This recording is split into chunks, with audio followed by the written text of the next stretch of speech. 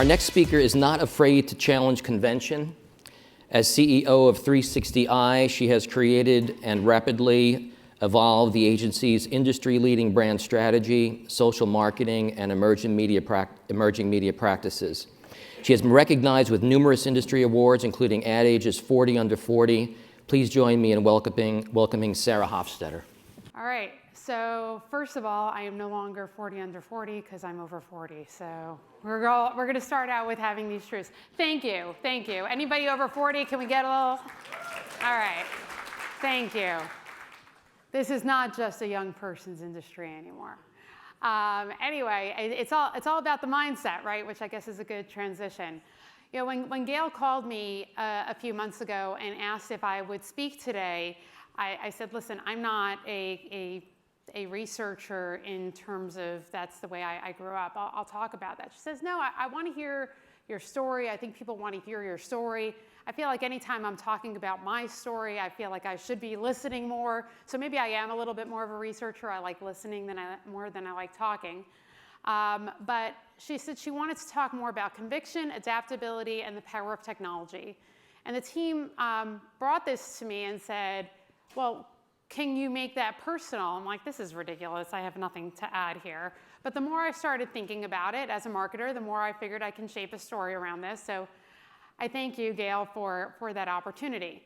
But also when Gail called, she failed to mention to me that last year's keynote was Arianna Huffington. I'm like, all right, yeah, this is not really going to work so well.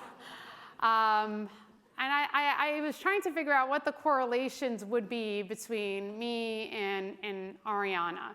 And Arianna's got some incredibly rich personal stories about her that she manages to naturally weave into a very interesting set of professional learnings. And I don't know how she does it, but then I walk away and I'm like, I knew all about her failed marriage and so many other things, and somehow I know how to do my job better. So she's got some pretty big shoes I've got some pretty big shoes to fill in hers, but she's actually, that's a literal statement, she's a size 10 and I'm just a size 8. So she's got a funky Greek accent and I've got one from Long Island. So the comparability here is not so great, but I'll do the best I can. So speaking of Long Island, I'll tell you a little bit about my background. So I grew up not too far from here, about 15 miles, south shore of Long Island, planes flying over my home. And I grew up, generally speaking, in a sea of sameness. Not too far from here, but I grew up in a highly repeatable environment. Most of the people that I knew were exactly like me, religiously, socioeconomically, politically. It was pretty much carbon copy. If you would go to my all-girls school, we all kind of looked the same, the frizzy hair pretty much being the commonality, unless you were nice enough to have a mom that would take you to get it relaxed. Mine was not. So, hence the bun. So the first 18 years of my life, I barely left the ghetto, if you will, of my home. Now, you might be wondering why the bacon. Actually, the bacon was a no-no where I grew up. Religiously, I grew up in a highly observant home. That meant no bacon. It also meant that for 25 hours every week, from Friday at sundown until Saturday night, I was completely unplugged. No TV. There was no internet at the time anyway, but you get the point. And it was basically just time to chill and relax. So downside, no bacon. Upside, at least perceivably, that I was unplugged. Now, I got a lot of those values from these really nice folks over here. You see, these are my grandparents. My grandparents are really what inspired me and taught me all about conviction, adaptability, and believe it or not, the power of technology. My grandmother, my Safta, she just turned 88 last month. And you might be wondering, why do these really nice, chill, seemingly relaxed folks here, what do they teach you about conviction and adaptability? See, they are actually Holocaust survivors. They went through Auschwitz. And what happened was not the victimization that they had from having been through the most terrible atrocities one can ever imagine, but what they did afterwards. So they were raised similar to me, in a similar religious background, surrounded by people very similar to them. And then because of many of those similarities, they had to go through what they went through. But what happened afterwards, I think, is really what you learn from them. After my grandparents were liberated by the Russians, as teenagers at the time, my grandparents ended up trying to figure out how to get out and get to a place where they can find safety. My grandfather figured out how to get himself a pack of cigarettes. From that pack of cigarettes, he managed to figure out how to barter and trade for all different kinds of things, salamis, train tickets, what have you. And throughout all of that, he managed to get himself out, including breaking out of an Italian prison. So he managed to get all of these things done and get out. Finally comes to America, gets to America, asks for my grandmother's hand in marriage from her father who had survived, manages to score that. And the big question is, of course, how are you going to support your family? But unfortunately, at the time, especially post-war, all those jobs required you to work on Saturday. Now, my grandparents have been through some pretty hellish experiences. You would think that, okay, we've gotten this far, working on Saturday should be no biggie. Nuh-uh. They had conviction. They stayed true to their faith, and my grandfather said, listen, if I can't figure out how to get this done, I'm going to do this my own way. And he started his own insurance brokerage, which today is still flourishing. My dad works there, my brother works there, my uncle works there, my cousin works there, and it is incredibly successful. My grandfather, at 88, is only semi-retired. They had the conviction to stay true to their faith, but they figured out how to be adaptable for the time. So they didn't say, oh, woe is me, let me go figure out how I'm going to, make it work. They had that adaptability. The power of technology is probably a little bit of a stretch. The power of technology was while my grandparents were still in Eastern Europe figuring out how to get out, they also needed to figure out how to get other people out. They were generous people and still remain so to this day. My grandfather ended up borrowing electricity from the prison he broke out of and used that to forge documents that got a whole bunch of people visas that would not have gotten them otherwise and got them the hell out of the country as well. And so from these people, I learned scrappy leadership qualities. I learned the things that maybe they didn't intend to teach directly, but I certainly learned that from that. So how do my grandparents' stories from 70 years ago apply to today? So we're going to talk about how that conviction and adaptability work hand in hand, and frankly, a much lighter environment. But I thought it would be helpful for you to understand the personal things that you see in life and how you take those things and find what works for you. That's a big part of research, right? There's so much data out there. How do you synthesize it in the way that helps you get to the right kind of answers? So fast forward, I don't know, many decades until I got started. So like I said, I was raised in a sea of sameness, but I was also raised to be highly curious. A lot of my upbringing was around asking lots of questions. For those of you who have ever been to a Passover Seder, there's the idea of the 4 questions. We're meant to be highly curious. And so while my parents really would have hoped that I would have been, gotten a nice Jewish job, doctor, lawyer, something like that, I ended up choosing journalism, honing my sense of curiosity, not what they had been hoping for. And I started that way, and I think it ties again into this whole idea of research and investigation and learning more about that. From journalism, I moved into PR. From PR, I moved in to here at 360i, where I started our social marketing practice, ultimately oversaw the development of our research capabilities, and I'm now the global CEO of a 1,000-person agency in multiple countries, aiming to be the best digitally led agency on the planet. So how the heck did that happen? Somebody said, woo, thanks. It's probably a 360-ier, so thank you. I got here by curiosity and challenging convention, adapting, and having a deep desire to make a difference. And every single person, whether it's in this room or people who work for you, can do this. Because all it has to stem from is asking some simple questions, like, why can't I? What's the real barrier that's holding you back? And I gotta tell you, based on the feedback, I didn't come from some terrible third world country where I had to claw my way to the top. No, I grew up 5 miles away, but it could not be a more foreign concept to walk into my synagogue on a given Saturday and people say, hey, so what are you doing on Wednesday? And I say I'm going to work and everybody else is going to the coffee shop. It just doesn't really equate. There's no barrier. The opportunity is there. You just have to carve your path. So I'll tell you a little bit of a story of how we started that path at 360i, particularly in social marketing. So back in 2004, 360i was the best search agency on the planet. Talk about being a big fish in a small pond. Google was only a couple of years old. I think they were in deep competition with Alta Vista at the time, for those of you who might remember that. It's probably the over 40 crowd. At the time, there were about 200 million searches a day. Just to give you some context, about 3 billion searches a day today, without a measurable increase in population. And so there was this thing that we were trying to do for our clients was build them search shelf space and help them get further along in being more visible on behalf of our clients. And that was a big part of our job. But there was this annoying thing that was getting in the way, these wannabe newspapers called bloggers. And they were getting in the way of our rightfully ownable search shelf space. So we had to figure out how to get them out of our way. So this is where conviction matches up with adaptability. If you can't beat them, join them.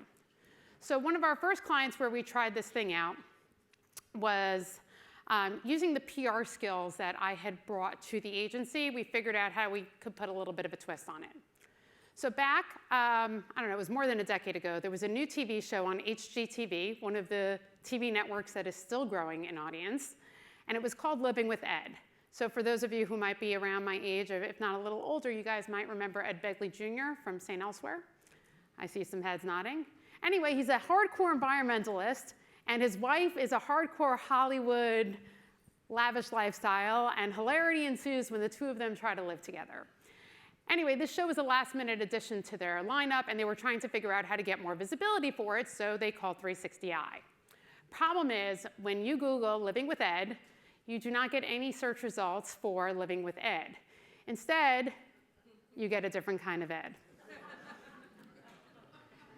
This was a bit of a problem because it's totally legit for you to be looking for this stuff if that's what you're looking for. And shockingly, people don't like to talk about it publicly.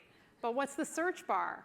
The search bar is purely a reflection of your intent. So shockingly, there weren't a lot of people that were looking for Living with Ed. However, we had a job to do. And our job was to say, if you've heard about this show and you search for it, you should know the day, date, time, and network that it's on because, again, this was more than a decade ago. On-demand viewing, OTT, not even an option. So what do we do?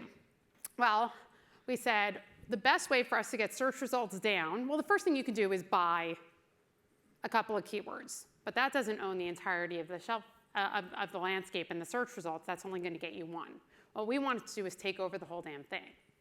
So what we did was we reached out to those wannabe newspapers and bloggers and used PR fundamentals. We said, we've got this new TV show. We think you might be interested in covering it. Here's a little YouTube clip about it. Now, the reason why it was valuable to them is because it had a particular hook. So we reached out to treehugger.com. We reached out to Perez Hilton. We reached out to the Huffington Post. All these guys were around over a decade ago. And we struck up relationships, and we demonstrated clear value exchange between them wanting to write about it and it being valuable to the readers. And the only thing we asked of them is that they would link back to livingwithed.net, which was the URL at the time. And 3 weeks later, we kicked Viagra's butt. And we got it exactly where we needed to in time.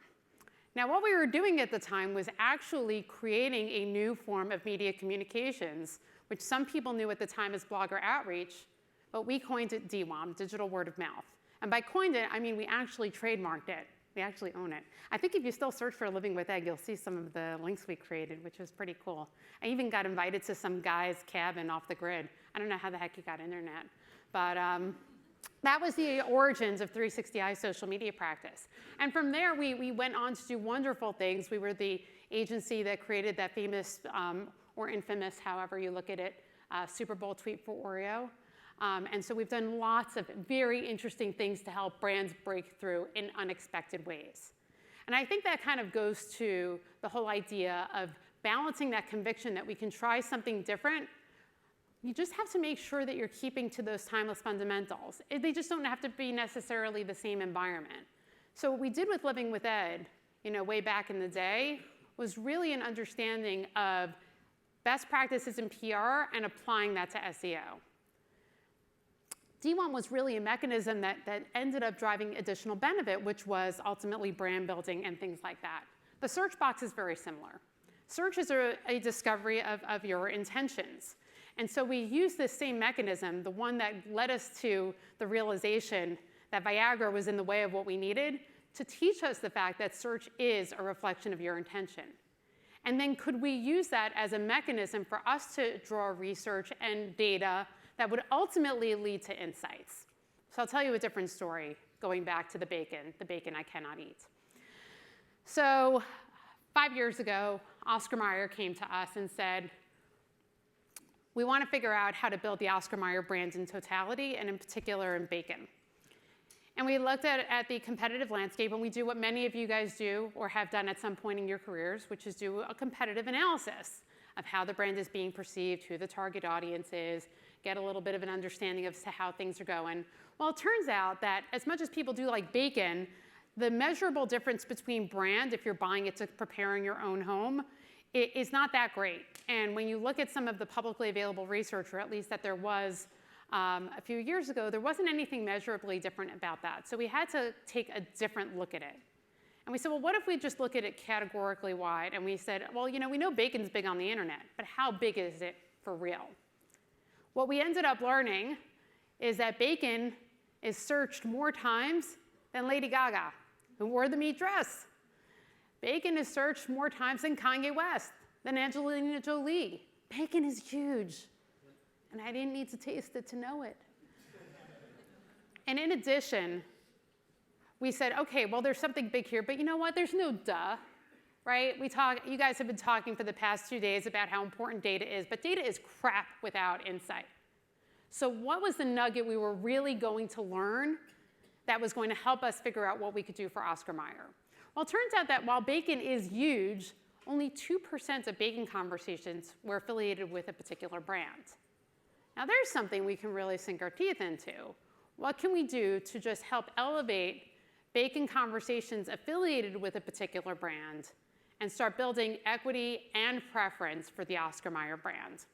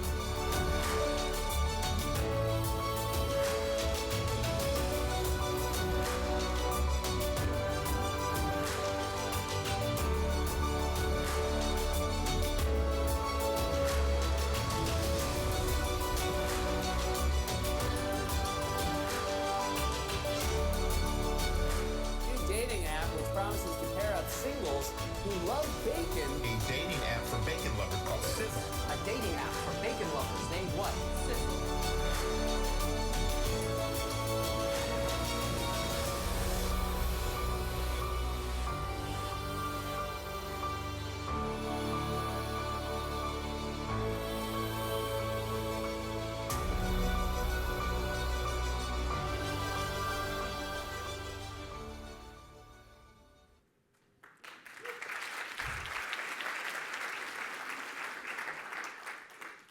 The internet is the world's largest focus group. The timeless fundamentals of research need to be layered on top of that for it to be effective. So we just have to figure out how do we take advantage of the fundamentals that we have learned and that we have grown up with in the industry and adapt it for today's day and age. And that's where I hope we get more progressive marketers like yourselves thinking through how we can use different tools in our arsenal and create a broader, more successful, more advancing capability and industries collectively today. There's fast data, there's slow data, there's qual, there's quant. There are all ways of tapping into consumers' voices and figuring out how to extract the right kinds of methodologies and outcomes. But standing still is going backwards, and what has worked in the industry today is not necessarily going to work tomorrow without that level of adaptability. We need to make sure that we stay true to the convictions of the things that are fundamental to all that we are doing. And from there, we can then build. I will tell you that when we started this whole thing, whether it was the origins of our social media practice or our research practice, people thought we were downright crazy. I mean, absolutely insane. Trying to explain to your friends what you do for a living is you talk to bloggers all day. People thought bloggers were like guys in their underwear just like saying creepy things. You had to explain that their clout was continuing to rise. And so when we started talking about what we were doing in the industry, we certainly were ridiculed. There's no question about that. And that is going to happen, and that's where that whole why can't I comes in there. But if you've got the good facts and you've got the data to support you, there's probably you might be onto something. But we did have the conviction to know that what we were doing made a lot of sense, even though people didn't really understand bloggers, or when we were talking about the fact that Facebook was going to be big, and people said, oh, that's just for college students. Or when we talked about the rise of Twitter, I just remember somebody saying, I don't really care what you had for lunch, but there was something there. And we just had to figure out how to extract it and make marketers play the right roles at the right time, not being too intrusive, but adding value. And the reason why I'm here today and not on the unemployment line is because it turned out we were right. So now I'm going to take you through something that really brings that being right to life in a much stronger way, because it is the work that actually led to us winning the ARF Grand Prize at the David Ogilvy Awards at Rethink a couple of months ago. Lean cuisine is a product you might remember from the 80s. Diet brand, frozen meals. And it was going through a major revamp about a year ago, a little over a year ago. It was going through a major overhaul. They had redone their packaging, they had redone their recipes. What they hadn't redone yet, though, was their branding. And so we were trying to get to the heart of not what was the reason to believe it was going to be better, because that was represented in the product itself, but what was going to give us that feeling to believe that lean cuisine is actually not what you might think it was. So the first thing we did was look at the internet as that focus group and said, what are people saying about lean cuisine? And this is where data can be interpreted well or not well, depending on how deeply you dive. So the first thing was the conversations about lean cuisine were quite negative, really negative. I mean, there was a tweet here. Somewhere in America, there was a woman in her sweatpants watching The Bachelor and sobbing into her lean cuisine. We have a high hill to climb, boys and girls. This is a real big problem. But when we looked further, the people that were talking about it, the people that were shaming lean cuisine were not even people that were eating the product. They may have never even eaten it in their entire lives. Also not kosher. So they were in this situation where the perception of the product was being driven by people who had never even had it, because it became this stigma, this stereotype. So then we had to look even further and say, well, who are the people that are eating it, and how do they feel about it? And they were kind of neutral on the product itself, but it turns out these people are not losers. They're not sobbing into their lean cuisines watching The Bachelor in their sweatpants. They're active, vibrant, successful people, largely women, and they were being weighed by their weight on the scale and not by their accomplishments. And so we said to ourselves, there's such a misunderstanding between users and non-users that we've got to bring that strength of weighing your accomplishments out so much more. And so we created a movement focused on weighing the things that mattered, your life accomplishments, not the size of your body. Take a look.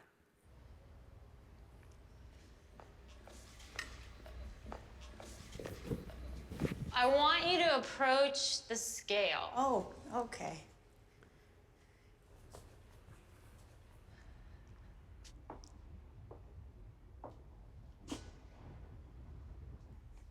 Would you like to weigh yourself?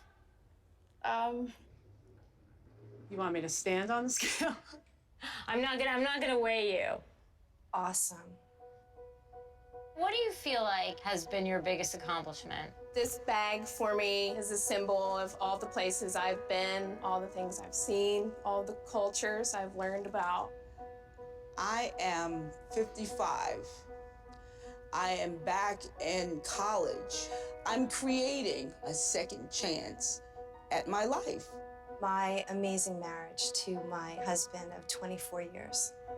I got divorced. It was so hard, it was so sad, and I wouldn't change one thing about it. Making Dean's List. I'm a single mom, and I work 2 part-time jobs. They had a ceremony, and I got to take my kids on stage with me. I have so many obstacles in my way while going to school, and I let them know, no matter what you do, don't let anything stop you. Mommy was able to do this. Definitely my children would be my biggest accomplishment. I love lifting weights because I feel strong. I feel empowered. I was able to give my bone marrow to my sister. This is one of the cards that says, thank you for my life. I wouldn't have life if it wasn't for my sister. All right, let's put it on the scale. Okay.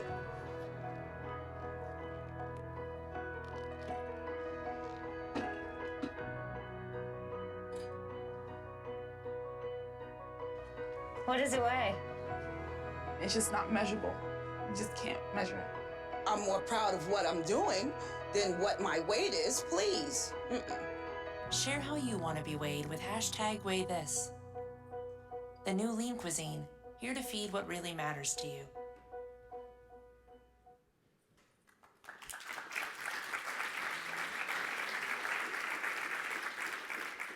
You can see exactly how the research turned into the outcome. And there's something so incredibly beautiful about that. I mean, I've seen in my time lots of post-rationalized stories. This could not have been more linear. It was really beautiful because it took those fundamental mechanisms of research, audience identification based on similarities and brand attributes, and turned it into beautiful, high-impact creative. And the truth is, winning an award from the ARF in the category that we originally submitted to, which was social media, would have been fantastically exciting for all of us. But to win the grand prize, the Grand Ogilvy Award, was, I think, a watershed moment in the industry because we took a very different approach to the research, but it yielded such great results. And it's not just beautiful results in terms of it being beautiful creative, and I know there's been lots of conversation about the importance of having great creative, but it also completely changed the metrics of what we were looking at in the first place. And so the negative conversation decreased by 24% to 3%, just pretty darn low. And the perception increased positively, and the brand conversation went up significantly. But ultimately, we're here to sell product. And what you see, that vertical line in the middle, that was when that video launched. And so we were able to change not just perception, but drive sales, so that when people went to the freezer aisle and they saw the new packaging, they saw the new product, they said, this is a brand for me. What's so wonderful about this story and this narrative and this brand development is that what Lean Cuisine did was they took their vulnerability, which is the scale, the four-letter word that is diet, and they turned it into an asset. And I think that that's an important lesson for all of us to be learning. Like being a working parent. I've got 2 kids.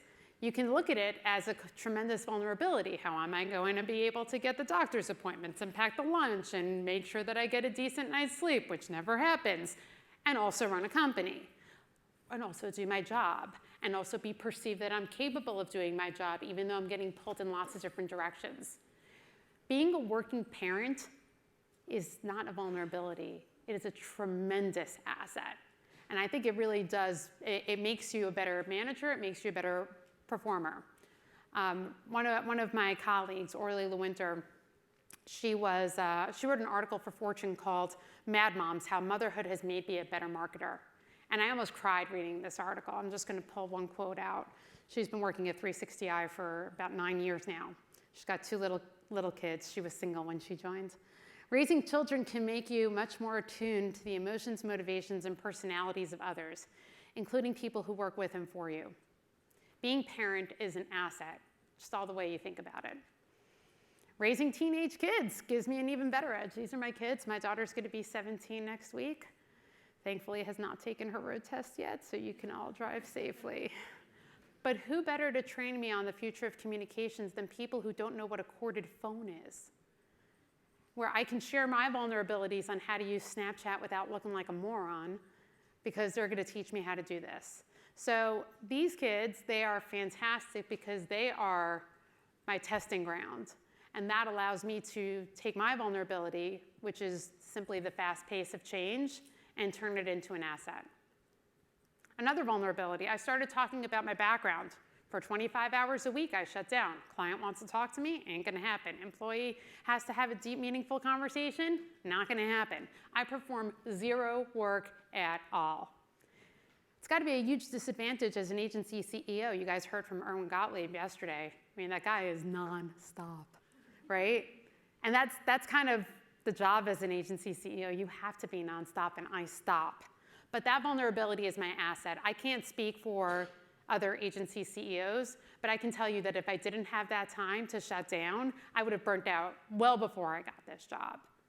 Even Katy Perry is promoting the idea of unplugging. I am not here to convert anybody, please, don't misunderstand. But the importance of unplugging at certain points can be a tremendous asset. Just don't do it when you have a client deadline.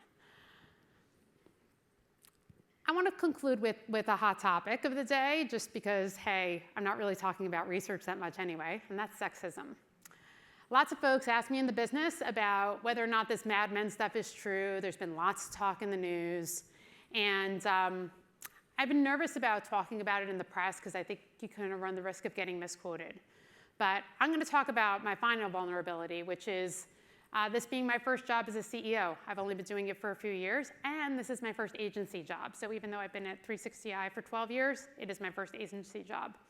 I look at this, again, as an asset. Brian Weiner, who was my predecessor and now the chairman of 360i, built this company not around what was done at other agencies, but really about what is good for today. We built this based on diversity of thought, not quotas, not legacy, but really where we can get the best breadth of thought. Our insights team, I think, is a really great example of that. The leader of our capability, Kate Pollan, comes to us from Hall & Partners, but she has adapted, and it's been over 5 years. Kate, you in the audience? Yeah. Hey, there's Kate Pollan. She's the head of our capability. Has come to us from Hall & Partners, but she has that combination of the timeless fundamentals, that conviction, and the adaptability to be constantly pushing for new ways of thinking and new ways of doing. And guess what? Diversity of thought equals diversity of talent. It's not about being able to check the box and say, oh, I hired this person or that person, or I'm 30% this or 50% that. By hiring for diversity of thought, you end up with a much more diverse set of thoughts and capabilities. And so I just want to conclude with a final thought, and that's really just about the whole idea of why can't I? In this industry, you're going to get your butt kicked a lot of times. You're going to lose a pitch, you might lose a job, you might try something different, you might have the courage of your conviction and be wrong. But my only advice to you is to persevere, to think through what the role of change plays in your life, how willing and open you are to that, and just challenge yourself and ask yourself, why can't I? Thank you very much.